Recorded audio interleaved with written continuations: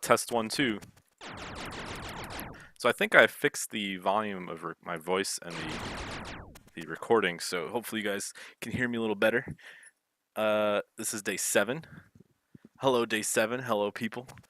Now this isn't gonna have too many crazy changes because the last recording was last night and it's about 4:30 right now. So I'm gonna try to record about the middle of the day. Uh, so I'll have an evening and an early and a morning bit of work done before each video.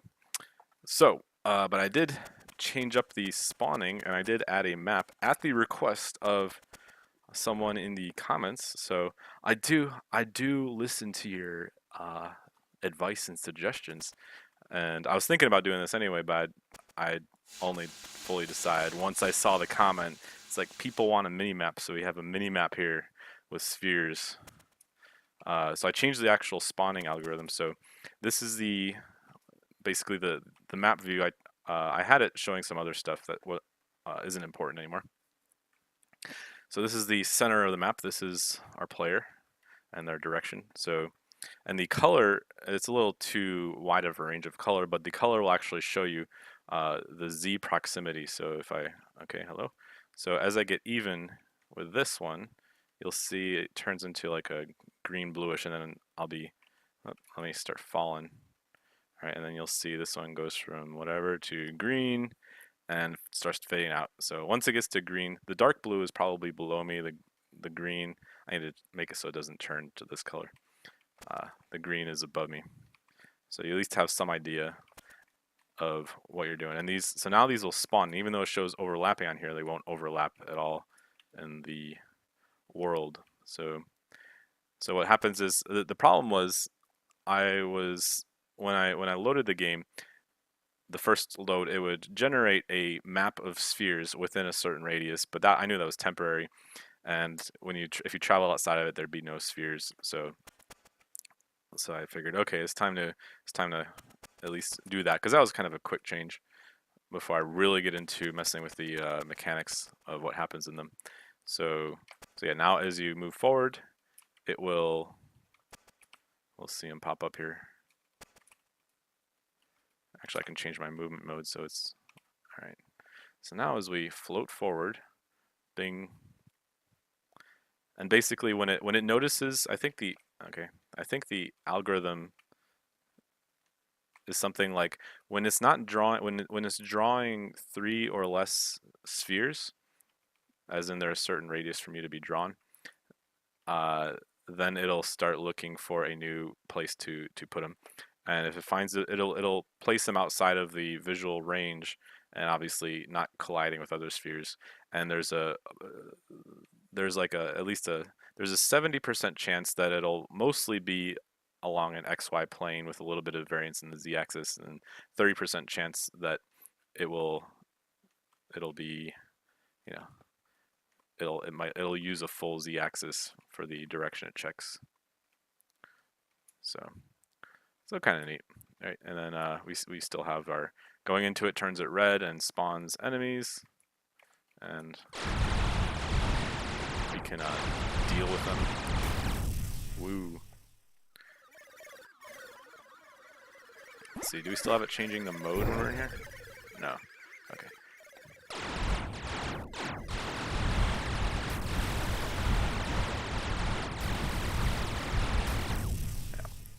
So that's that. We have a nice little map as we fall and land.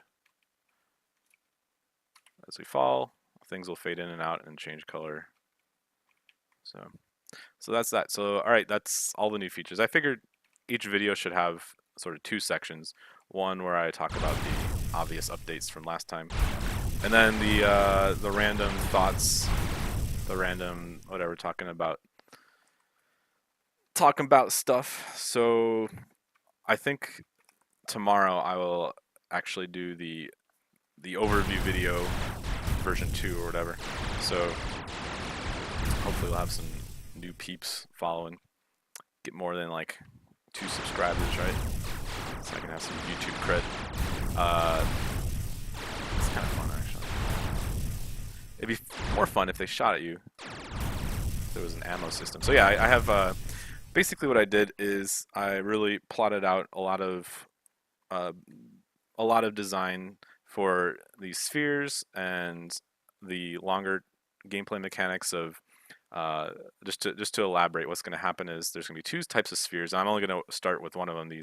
These easy or medium type of spheres. The other ones are going to be smaller and harder. And I think I did talk about them. But once you kill enemies in here, you know, and while it locks me in here, it doesn't draw the middle node. That'll change. All right.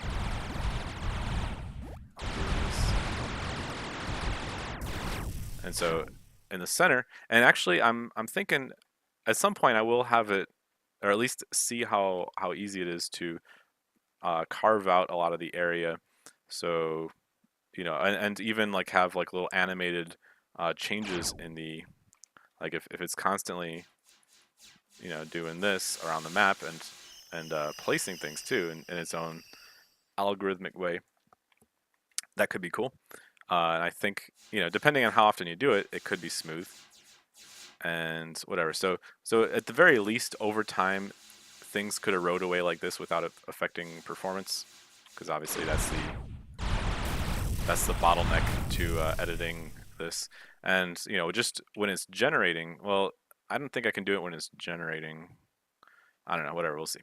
So when you kill enemies in this node, and there'll be a nice little animation of when you kill an enemy, some little wispy energy, whatever, will fly into the node. So it'll be obvious that when you're killing stuff, you're charging up the node, and then when you come here, you'll be able to access it through an interface, and or maybe it'll just have something on your UI that'll show you the current charge, and eventually it'll also, mousing over these things will give you information on what that node is, its current state.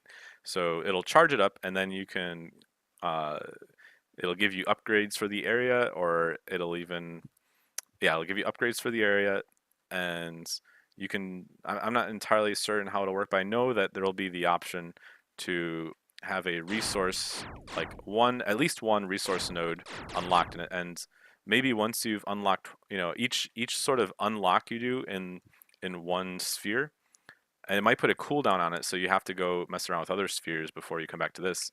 Um, but the next unlock will be a lot more expensive, of course, and or perhaps it'll start spawning harder enemies. So that could be the soft lockout. But once you kill enough of those harder enemies, then you'll have another unlock, and it could include a second resource node. And these resource nodes will generate or emit resources at a certain rate over time. Pretty slow, so it'll be a constant thing to check them. But they'll store enough here that you don't need to just run back and forth all the time. And let's see. And if you keep up a certain minimum amount of killing enemies in this sphere, it'll keep the nodes outputting at maximum. Otherwise, it'll fall to something like 50% maybe. So when we do that, we'll be able to see on the map, and perhaps these nodes can be threatened too. Like on this map really provides a lot of interesting potential, or a map in general. Like, hey, you have an imminent attack coming in, and then we need to go to that and defend our node from harder enemies that are like invaders or whatever. And if you do that, then you'll save the resources, or perhaps even boost it. And if you don't do that, then all the resources here will die, and you might even lose progress on this node. So there could be interesting mechanics like that. It's not set in stone yet, but just easy ideas. So the idea is that first you can carry some on your character in your inventory, and maybe there'll be a special place for that, so we can limit uh, the amount of resources you can carry in one go. And later you can have a different mode, or even vehicles. It's not too hard to do vehicles. Actually, I did have helicopter vehicles in here at one point, and I'm sure it wouldn't be hard to have something like that back in here. Because I really want, there's a fun helicopter mode, but it's not really good for combat. It's fun to avoid enemies, but it's not fun for aiming and shooting.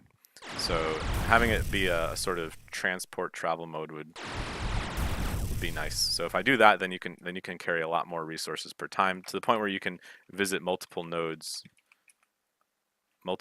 before you have to go back to base. And then you go back to base, and oh yeah, we have on our radar in the bottom right, we can see where the base node is. I just call the base node. It's right now. It's just the origin, the center of the world. But later we can have multiple base nodes, and it won't necessarily be in the center. So whatever. But obviously, there's a nice sphere. Let's see. Is this where it is? Oh no, I just haven't come through this path, so it might start generating spheres over here. And now a mini map would be a good thing, so I don't have to keep toggling this. We'll see. And it's not going to be as easy to move through the map. This is, you know, at some point I'm going to, and perhaps soon, I'm going to restrict the movement, or at least have some progression involved. Okay. So center of the map over here.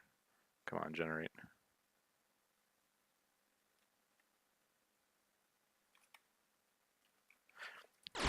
My computer's pretty dated, so I'll be curious to see the general performance. And I can do different things. It's really, a lot of it's the lighting, as well as the specific algorithm to generate geometry, and it's the lighting. And obviously if we're moving slower, then it has more time to generate further away. But that's obviously, you don't want to limit gameplay too much for technical limitations. So okay, so we're at the center. Yay. And it says wheat, even though is that a wheat thing? No. This was just, I had a food system. Let me change the mode. I had a food system where you could plant, and I might bring something like that back. I'm not sure why I have a wheat node there. But anyway, so yeah, and it won't generate spheres within a certain radius. So this could all be your technical base. And I could have, within this radius, I can have different energy types, so you have to connect them up in different ways, and a lot of cool stuff can happen in your base. And then later I can have where you need to build defenses to manage invasions. That's a lot of stuff that doesn't need to be built immediately. The immediate stuff is the core combat and the core mechanics of going out and conquering the world and building up your infrastructure, your base. So the threat to your base and the need for defenses can come a lot later. And I think that's about it. So yeah, tomorrow, if I'm feeling, I really just have to be feeling smooth, feeling like I could, because like I recorded something last night and the volume wasn't whatever. I fixed that, so now the volume will be better. But I was just dead tired, so kind of just stumbling through what I want to talk about. Hopefully tomorrow will be a good day to do a nice long video, and I'll try to have a lot. Yeah, I'll be working till then to get some new stuff to show off. And an interesting thing, here's actually a really cool idea I want to do, and also that this video series kind of inspires, because it'd be cool to show you the process of this and to show you how quickly certain things can be done. So I obviously have only 2 enemies. Let me go fight some enemies because it's relevant. Dun, dun, dun. All right, where are you at? Where are you at? Okay. So we have that, what I call the roller, and the let's call them flyers right now. Even though they're called crystals for some reason in the engine. So anyway, so we have those 2 types of enemies, and obviously they are both pretty simple, and they are just not enough to really have interesting combat. And the interesting combat will really come about when we have more enemies, when we have complex enemies, and then when we have a more interesting system that the player uses to do damage and survive, and then so all the core stuff of combat. And that is essentially what I'm working on alongside of the sphere system, because they're almost one and the same, though you'll have combat out here. And so these turrets, they won't spawn, or they'll be immediately erased from inside the sphere. So like I said, so pushing out into the world will be challenging, where these things aren't really a threat right now. But if they have a radius that's like from there to here, and they basically do 10% damage per shot in that radius, and you might have a shield with some regen, so you can handle 1 or 2 of these, but you can't just fly through. You'll die in a couple seconds if you do that. So that gives you real sort of progression throughout the map of I've cleared this area, and later there can be different tiers of turret, and you could become, you could have sort of defensive slots or auto attacks that can kill or nullify their attacks, nullify their attacks to the point that all after a certain amount of progression, these tier one turrets won't affect you. So you could fly through those maps relatively safely, and you'll clear them out pretty easily. So then, so you could have a sort of that could be part of the system of progressing outward in the map alongside of these spheres, of course. And so, yeah, what I want to do is add more enemies first, and those will also. I'm trying to think if I want. Well, first let me explain this idea. The enemies, I'm basically going to add at least like 4 or 5 enemies in one day, but they'll behave relatively simply at first, and maybe even up to 10 because I just throw together some random models, and then for a few days after that I'll iterate on those and make the graphics more interesting and make the behavior more interesting and more unique per enemy. So over the course of a couple of days we'll have some new enemies, and that'll just show you the process. It'll be really simple to add new enemies that behave exactly the same as current ones, or just have changes in parameters like how fast they move and whatever. Um, and I could even really quickly add some neat little blinking effects where they blink around, so it's harder to kill them. Um, but that'll just be a quick thing before I actually think through a more detailed idea of how they interact with you. So that's that. That'll be something, and I think that's what I'll do uh, right after releasing that world that overview video, hopefully tomorrow. So that'll be a nice whatever. Um, so yeah, enemies, and so the big question I have is, or not, let's see, or one question I have, and I'm still trying to figure out. And by the way, I'd really appreciate anyone's comments and advice, and I'll reiterate this on the overview so people feel like their comments will be useful. I really do appreciate feedback and ideas relating to what I'm talking about. So one thing that I'm kind of uncertain how I want to do, but I think I'll have a way of testing out a couple ideas is when you enter one of these spheres, and we're still just talking about the current medium spheres, not the boss spheres. Um, when you enter one of these spheres, it'll it will often, perhaps 50% of the time, or perhaps depending on the sphere, and you'll kind of know, it will it will force a certain movement mode and weapon on you, what I call the cooldown mode. I'll probably need a better term for that soon. So it'll force a certain movement mode and weapon on you, but also it'll force certain enemies on you that are appropriate for that. So, for example, if you the one idea I have is uh, when you enter a sphere, it puts you in a sniper mode where you can um, kind of like a Widow from Overwatch, where you can move quickly and then shoot, and then it'll take some like maybe 2 or 3 seconds to recharge a shot, and you can move pretty quickly, perhaps in one direction, like a blink, before you can shoot again, and you can do that maybe 5 or 6 times, and then you're in a downtime of reloading, and that's where you actually move slow. You cannot change out of that mode. Um, well, that's kind of irrelevant because you'll be forced to this mode, but you have like let's say 5 seconds or more, 10 seconds of slow movement, no blinking, and no shooting. So you'll basically have 1, 2, 3, 4, 5 quick shots, and maybe they also snare, so you have to hit them to survive that 10-second or whatever time length of being snared with no damage output. So there's a nice mix of power and vulnerability, and the mobs that I think would be good for that are mobs that are generally, they don't, maybe they'll get close, but they'll mostly be far away or prefer to be far away, and they will uh, they will snipe you, or they'll do like, I'm not sure the type of shots they'll do, but they'll have in kind of shields that take off 50% damage, and they'll snap on and off, and the mobs themselves will blink, so it'll be kind of twitchy, so it'll be really appropriate for a sniper type mode. And yeah, and I'm not sure. Yeah, the damage they do to you, I'm not sure yet. But killing them means that you kind of time. There'll be maybe like groups of 7 or 8, and you need to you know, figure out which one to track, and it'll probably have like a half-second warning that they'll put up their shield, so you'll know whatever. Um, and oh yeah, and if you hit one successfully, perhaps without a shield, then that damage will jump to two nearby ones and do 50% damage to those. So it'll be a little bit like if you hit it, it'll be an AOE. If you miss, then great, you just missed, you know, a bunch of damage with your limited ammo.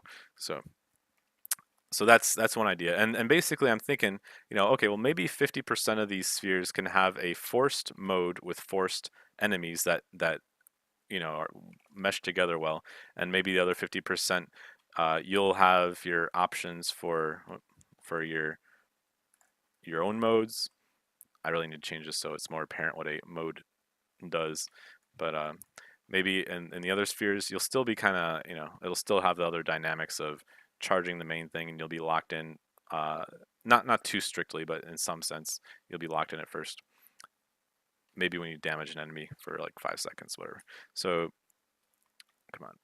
So because you're definitely going to have some combat out here, and I'm not sure the difference between this and the combat in these spheres, you know but maybe it'll be that all spheres are going to force a certain movement mode. Who knows? And but I'm just trying to figure out the what would be good for that, and maybe it just depends on what modes and what enemies end up being developed, and then it'll make more sense then. So I'm not going to worry too much about it right now. So just some random thoughts, and that's it for the video. Maybe maybe I've made it a little too long, because I don't like droning on about things. So I guess that's what this video series is. It's my thoughts on this, and it's I do like to be concise. So I guess but I think that's why I'm doing these. Like, the video will have two sections. I'll make that pretty clear. It'll have the update section and then the thoughts section. So for people who just want to follow the updates, just watch the first couple minutes, and for the thoughts, you can hang around for that part. I think it's good to share these thoughts because it helps me, figure things out sometimes. And then if you guys have any feedback you want to give, that's useful too. So, all right, peace out.